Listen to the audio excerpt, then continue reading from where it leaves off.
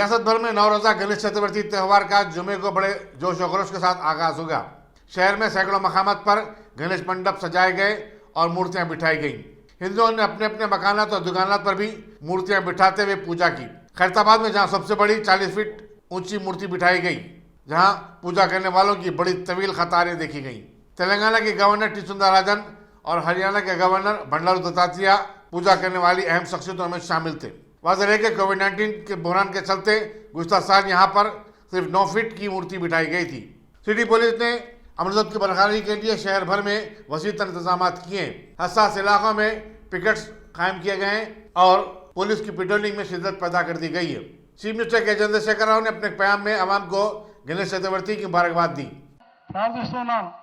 అలాగే ఈ సందర్భంగా మంత్రివర్యులు శ్రీ శ్రీనివాస్ యాదవ్ గారు, అలాగే స్థానిక శాసనసభ్యుడు నాగేంద్ర గారు, స్థానిక కార్పొరేటర్ విజయరెడ్డి గారు ఈ గణేశుని ఎత్తైనటువంటి ఒక అతిపెద్ద ఎత్తైన గణేశుని ఇక్కడ శంకరయ్య గారు కీర్తిశేషులు వారు స్థాపించారు. కానీ లక్షలాది మంది భక్తుల్ని ఆకర్షింపజేసేటువంటి ఈ యొక్క ఉత్సవానికి వారి యొక్క తమ్ముడు వారు దీన్ని కొనసాగించడం చాలా సంతోషకరమైన విషయం.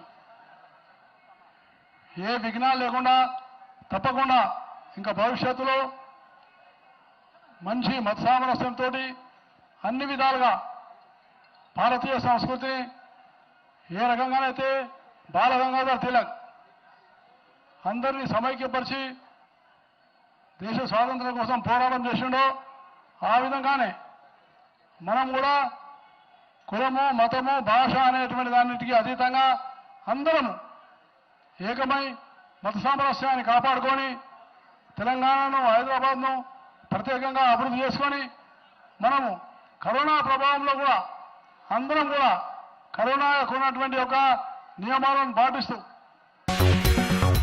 पसमानदा तबकात और किसानों के कायद वीसी एल्लमा की 36वीं बरसी के मौके पर मेहबूबनगर में राज्य का संघ यूनाइटेड फोरम की जानिब से तकरीब मुनक़िद हुई। वज़ीर एक्साइज वी श्रीनिवास गौड़ ने एल्लमा के पोर्ट्रेट की ग्लूपोशी की। उन्होंने कहा कि वीर अनारी ने जमींदारों के खिलाफ जबरदस्त तहरीक चलाई थी और उनका शुमार तेलंगाना के मशहूर लीडरों बी नरसिम्हा रेड्डी और कोंडा लक्ष्मण बाबूजी जैसे कायदीन में होता था। एक 6 साल की बच्ची के साथ ज्यादती और कत्ल ने जुम्मे को हैदराबाद के इलाके सईदाबाद के सिंगरनी कॉलोनी में लोगों की तरफ से कशीदगी और मुश्ताइल एहतजाज को जन्म दिया। जुमेरात की शाम 5 बजे से लापता लड़की की लाश आधी रात के बाद मोहल्ले के एक घर से मिली। शुबा था कि इसको कत्ल करने से पहले जिनसी ज्यादतियों का निशाना बना गया था। जब पुलिस मौके पर पहुंची तो मकीनों ने एहतजाज किया और मुतालबा किया कि मुलजिमीन को उनके हवाले किया जाए। लाश को पोस्टमार्टम के लिए मुंतकिल करने से रोकने की कोशिश की। चंद मुजाहिरीन ने पथराव किया और पुलिस एहलकारों पर मिर्ची पाउडर फेंका। इस वाक़े ने कशीदगी को जन्म दिया और अमन व अमान को बरकरार रखने के लिए इजाफा फोर्सेस वहां तैनात किए गए। पुलिस ने बताया कि राजू, जिसके घर से लड़की की लाश मिली है, मफरूर है और उसे गिरफ्तार करने के लिए तमाम कोशिशें की जा रही हैं। सिंगरनी कॉलोनी के मकीनों ने जुम्मे के रोज चंपापेट सागर रोड पर एहतजाज किया और मुलजिमीन को सख्त से सख्त सजा और मुतासिरा को इंसाफ देने का मुतालबा किया। हैदराबाद के जिला कलेक्टर एल शर्मन, जिन्होंने मुजाहिरीन को पुरसुकून करने की कोशिश की, उन्होंने मुतासिरा खानदान को 50,000 रुपए की फौरी इमदाद का ऐलान किया। हैदराबाद सिटी पुलिस के आला अहदेदार इस मामले की खास निगरानी कर रहे हैं। इस हालत के पेश नजर ऑल इंडिया मजलिस इत्तेहादुल मुस्लिमीन के जनरल सेक्रेटरी व MLA याकूतपुरा सैयद अहमद पाशा खादरी ने हैदराबाद सिटी पुलिस के कोतवाल अंजनी कुमार से मुलाकात की और क्या कहा, आइए सुनते हैं। कॉलोनी में कल रात में एक वाक़या हुआ, एक कमसिन बच्ची का रेप किए और उसका मर्डर भी हो गया। ये इत्तलात मिलने पर मैं आया था और उन लोगों के साथ मेरी हमदर्दी है जिसकी बच्ची मरी है और कमिश्नर साहब से मुलाकात किया, उनसे नुमाइंदगी किया। उन्होंने कहा कि हम कानून के मुताबिक कार्रवाई करेंगे, सख्त से सख्त कार्रवाई करेंगे। इस मौके पर रियासती हुकूमत से मेरी दरख्वास्त है कि जिसकी बच्ची मरी है उसको गवर्नमेंट से एल्टरेशिया दिया जाए, डबल बेडरूम का एक मकान दिया जाए और उनके लोगों में कोई है नौकरी के काबिल तो उनको नौकरी भी दिया जाए। ये हादसा जितना इस पर मजम्मत करे कम है। इंसानियत सोच वाक़या है और हमारे मुल्क की जमहूरियत पे बदनुमा दाग है। हम ये वाक़े के ऊपर शदीद एहतजाज करते हैं। मरने वालों के ख़ानदान से हम हमदर्दी का इजहार करते हैं। मजीद और भी जो भी उनके लिए कार्रवाई होंगी हम बराबर करेंगे। नक़ीब मिल्लत साहब सदर मजलिस पार्लियामेंट की हिदायत पर कमिश्नर पुलिस भाई जी के लिए हमारे काउंसलर मुजफ्फर साहब संतोष नगर काउंसलर भी हमारे साथ हैं।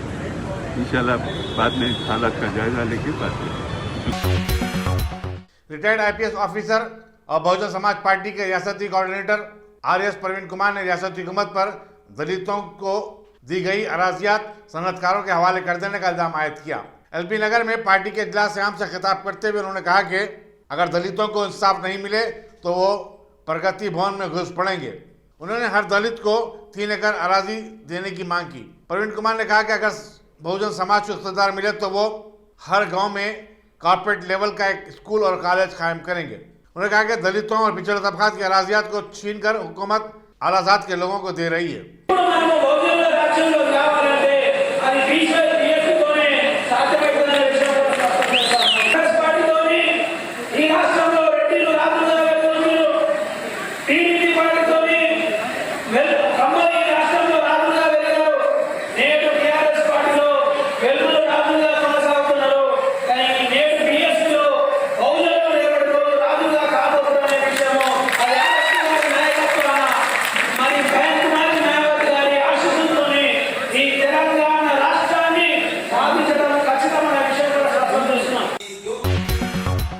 गणेश चतुर्थी त्यौहार के मौके पर रियासती बीजेपी के हेडक्वार्टर्स नामपल्ली में भी गणेश की मूर्ति बिठाई गई। मरकजी वज़ीर सियाहत जी किशन रेड्डी, साबिक रुकन पार्लियामेंट व फिल्मी अदाकारा विजय शांति, साबिक रुकन असम्बली सी रामचंद्र रेड्डी और दूसरों ने पूजा की। किशन रेड्डी ने आवाम से कोविड-19 के चलते गणेश त्यौहार के दौरान तमाम खवायद की पाबंदी करने की अपील की।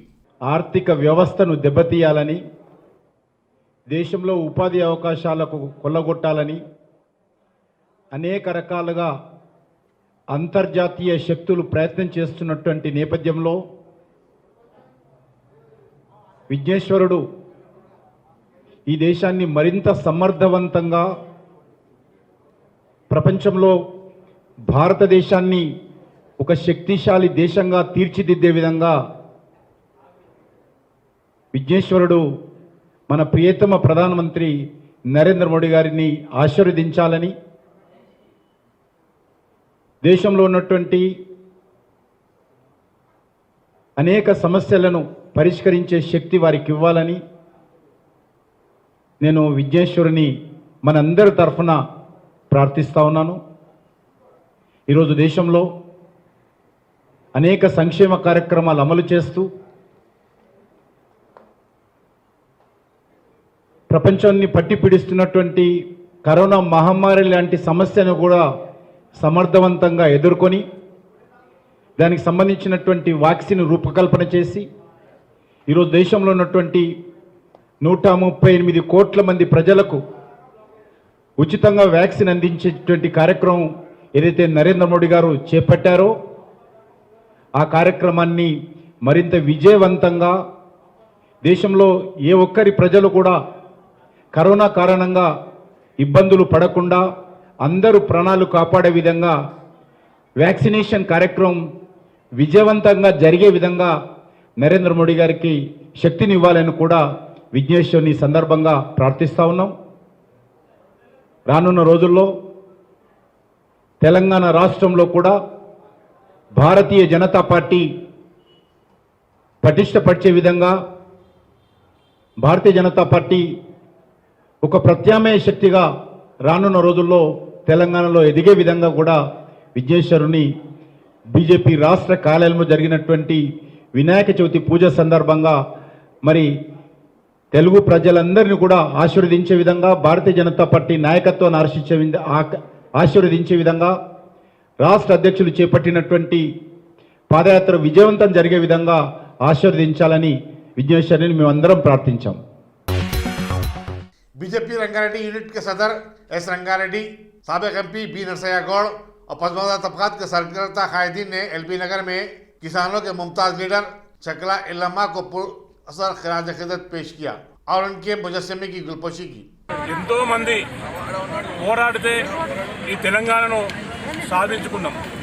పోరాడిన వ్యక్తులను గుర్తించే విధంగా ఆ పోరాట చైతన్యాన్ని మనకు పూర్తి నింపిన స్ఫూర్తిదాతలను వాళ్ళని ఒకసారి స్మరించుకునే విధంగా అన్ని విధాల వాళ్ళ విగ్రహాలు పెట్టడం కానీ వాళ్ళని పాఠ్యపుస్తకాల్లో వాళ్ళను మన వెనుక తరాలకు కూడా అందించే విధంగా వాళ్ళ స్ఫూర్తి ఈరోజు తెలంగాణను ఈరోజు మనం అనుభవిస్తున్నామంటే తెలంగాణను సాధించుకున్నామంటే ఇలాంటి చాకలిల్లము లాంటి వ్యక్తులతోని వీరు చేసిన ఉద్యమంతోనే మనం తెలంగాణ సాధించుకున్నాం.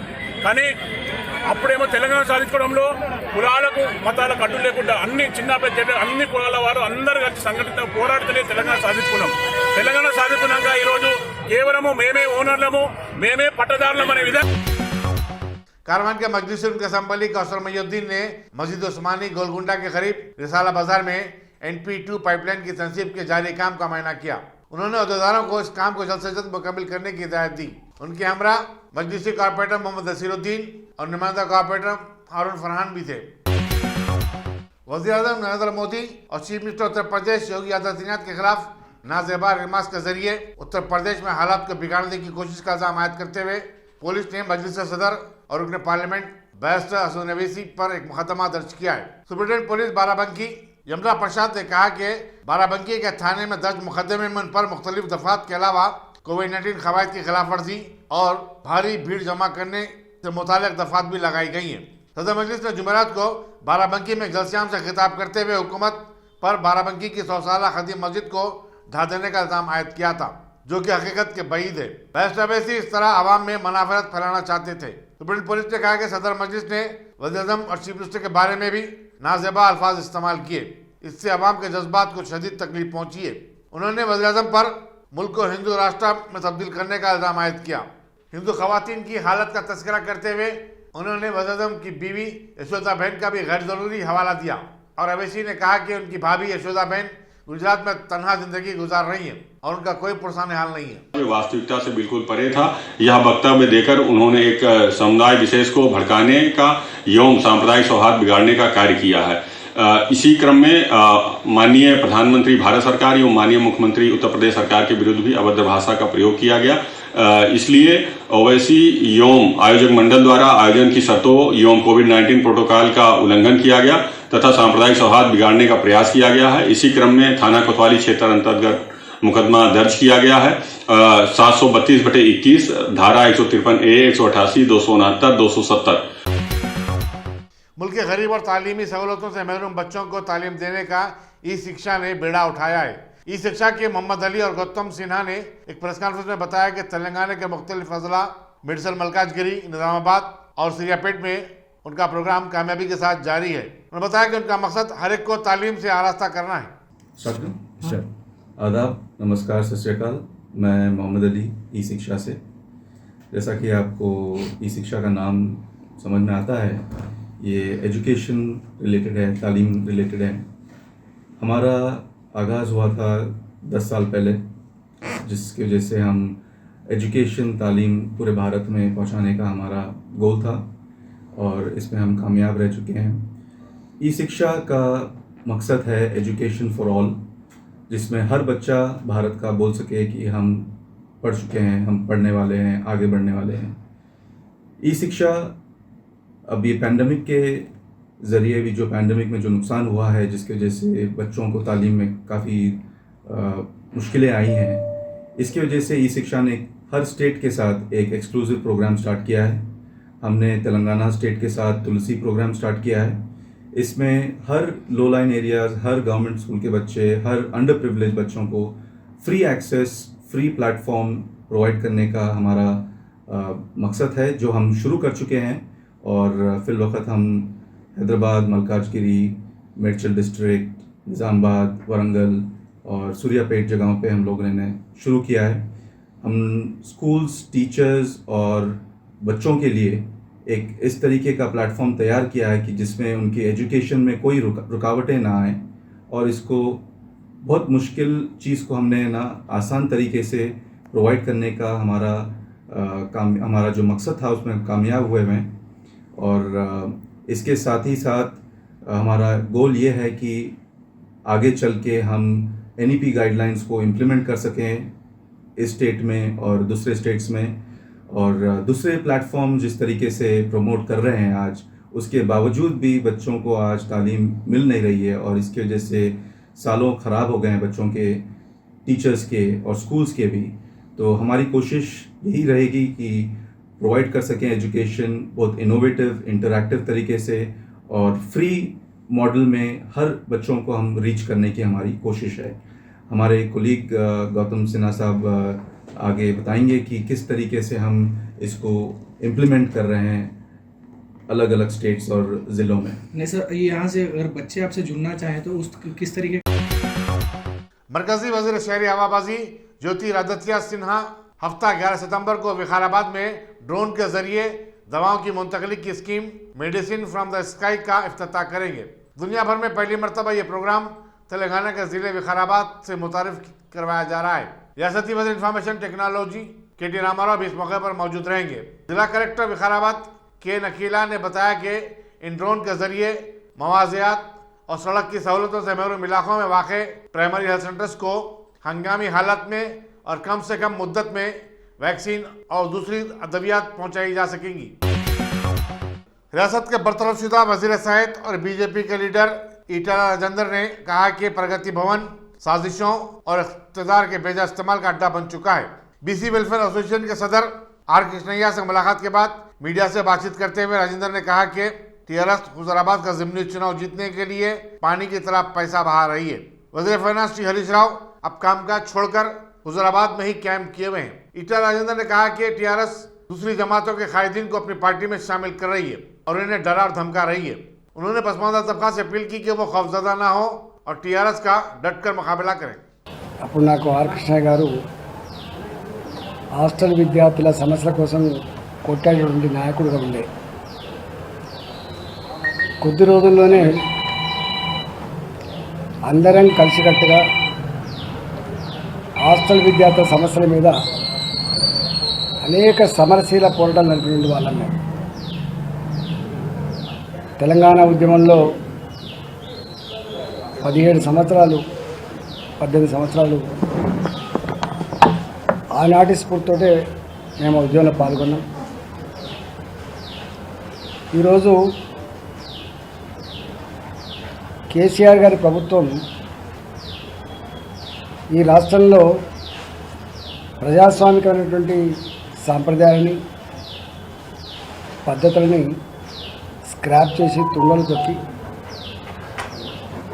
ఒక చక్రవర్తిలాగా ఒక రాజులాగా ఈ రాష్ట్రాన్ని పరిపాలించడమే కాకుండా ఎవరు వారికి వ్యతిరేకంగా మాట్లాడినట్టుగా భావించిన ప్రజల సమస్యలు ప్రస్తావించిన आइंदा साल होने वाले असेंबली इंतखाबात के चलते कांग्रेस उत्तर प्रदेश में बहुत जल्द हम वचन निभाएंगे यात्रा शुरू करेगी। कांग्रेस की जनरल सेक्रेटरी प्रियंका गांधी ने लखनऊ में अपनी आमद के बाद मीडिया से बातचीत करते हुए बताया कि यात्रा 12,000 किलोमीटर का सफर तय करेगी और रियासत के तमाम देहातों और कस्बों का अहाता करेगी। उन्होंने बताया कि कभी इम्कान है कि ये यात्रा 2 अक्टूबर को गांधी जयंती के मौके पर शुरू होगी। प्रियंका गांधी ने लखनऊ में पार्टी के सरकर्दा कायदीन के साथ बातचीत की और आने वाले चुनाव के लिए पार्टी की रणनीति को भी तय कर दिया। मगरबी बंगाल की चीफ मिनिस्टर ममता बनर्जी ने मगरबी बंगाल में होने वाले ज़िमनी चुनाव के ज़िमन भवानीपुर हल्के से अपना पर्चे नामजदगी दाखिल किया। बीजेपी ने इस हल्के से मुमताज खातून वकील प्रियंका तिब्बरवाल और CPM ने सरजीप बिस्वास को अपना उम्मीदवार बनाया है। कांग्रेस पार्टी ने ममता बनर्जी के खिलाफ कोई उम्मीदवार न खड़ा करने का फैसला किया है। इस हल्के के अलावा रियासत के दीगर 2 हल्कों में 30 सितंबर को रायदही होगी, जबकि 3 अक्टूबर को नतायज का ऐलान कर दिया जाएगा। ममता बनर्जी को जो असम्बली की रुकन नहीं है, 4 नवंबर से कबल चुनाव जीतना जरूरी है। वो मई में हुए असम्बली चुनाव में नंदीग्राम से हार गई थी। भवानीपुर को तृणमूल कांग्रेस का मजबूत गढ़ समझा जाता है। TMC के सरकर्दा लीडर शोभनदीप चटर्जी ने ममता बनर्जी के हक में निश्चित इस्तीफा दे दिया था। हिंदुस्तानी कैंप में कोविड-19 के केसेस सामने आने के बाद मैनचेस्टर में जुमे को हिंदुस्तान और इंग्लैंड के दरमियान खेले जाने वाला 5वां टेस्ट मैच मंसूख कर दिया गया। बीसीसीआई और ईसीबी ने इस बात का ऐलान किया। लंदन में खेले गए चौथे टेस्ट के दौरान हेड कोच रवि शास्त्री और टीम के बाबर खान में कोविड-19 पॉजिटिव पाया गया था। हिंदुस्तान में गुज़श्ता 24 घंटों में कोरोना वायरस के 34,973 ताजा केसेस दर्ज हुए, जबकि इसी मुद्दत में 114 नई अमवात हुई हैं। मरकजी वजारत सेहत ने बताया कि केरला और महाराष्ट्र में बदस्तूर केसेस में इजाफा हो रहा है। इस वबा के आगाज से अब तक मुल्क भर में 53 करोड़ 86 लाख अफराद के कोविड-19 टेस्ट किए गए, जबकि मुफ्त में दिए जाने वाले कोविड-19 वैक्सीन के टीकों से 71 करोड़ 94 लाख अफराद इस्तेफादा कर चुके हैं। हिंदुस्तान जारिया साल ब्रिक्स छोटी कॉन्फ्रेंस की मेजबानी कर रहा है। कोविड-19 के बहरान के चलते दूसरे साल भी ये कॉन्फ्रेंस वर्चुअल मुनक्किद हो रही है। गुज़श्ता मरतबा ये कॉन्फ्रेंस मॉस्को में मुनक्किद हुई थी। अफगानिस्तान की हालत के पस मंजर में इस कॉन्फ्रेंस को बड़ी अहमियत हासिल हो गई। दहशतगर्दी के मामले में चीन की खामोशी पर सवाल उठाए जा रहे हैं। हालांकि हिंदुस्तान और रूस ने इस मौजू पर खुलकर बात की। ब्रिक्स के लीडरों ने अगरचे के तालिबान का नाम नहीं लिया, लेकिन दहशतगर्दी के बारे में अपनी आवाज बुलंद की। ब्रिक्स ममालिक में ब्राजील, रूस, इंडिया, चीन और साउथ अफ्रीका शामिल हैं। हमारे पास बहुत कुछ है, मगर यह भी महत्वपूर्ण है कि हम आत्मसंतुष्ट न हो और हमें यह सुनिश्चित करना है कि ब्रिक्स अगले 15 वर्षों में और परिणामदायी हो। भारत ने अपनी अध्यक्षता के लिए जो थीम चुना है वह यही प्राथमिकता दर्शाता है। BRICS at 15, intra BRICS cooperation for continuity, consolidation and consensus. ये 4 C एक प्रकार से हमारी ब्रिक्स भागीदारी के मूल सिद्धांत है। इस वर्ष कोविड की व्यवस्थाओं के बावजूद 150 से अधिक ब्रिक्स बैठकें और कार्यक्रम आयोजित किए गए, जिनमें से 20 से अधिक मंत्री स्तर पर थे। परंपरागत क्षेत्रों में सहयोग बढ़ाने के साथ हमने ब्रिक्स एजेंडा का विस्तार करने का भी प्रयत्न किया। इस संदर्भ में इस साल ब्रिक्स ने कई फर्स्ट हासिल किए, यानी कई चीजें पहली बार हुई। हाल ही में पहले ब्रिक्स डिजिटल हेल्थ सम्मेलन का आयोजन हुआ। टेक्नोलॉजी की मदद से हेल्थ एक्सेस बढ़ाने के लिए यह एक इनोवेटिव कदम है। नवंबर में हमारे जल संसाधन मंत्री ब्रिक्स फॉर्मेट में पहली बार मिलेंगे। यह भी पहली बार हुआ कि ब्रिक्स ने मल्टीलेटरल सिस्टम की मजबूती और सुधार, इस पर एक साझा पोजीशन ली।